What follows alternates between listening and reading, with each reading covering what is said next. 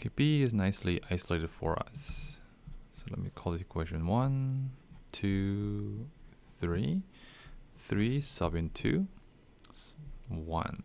So you get 3a, 2a minus 1. That's a substitution. 5a plus c. You add both sides by 1 to get 8. We call that equation 4. Now sub 3 into equation 2. Okay, you get a plus 3, 2a minus 1.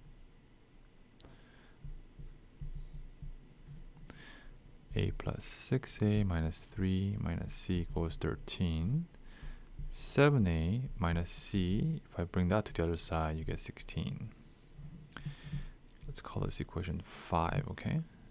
And then if I just 5a plus c,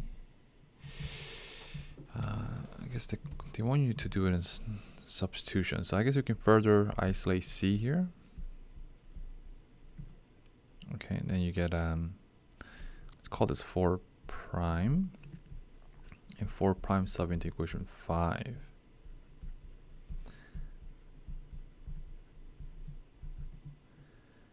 Okay, so now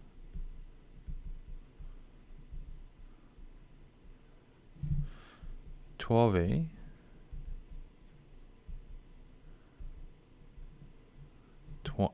if you add 8, you get a 24, so a is equal to 2.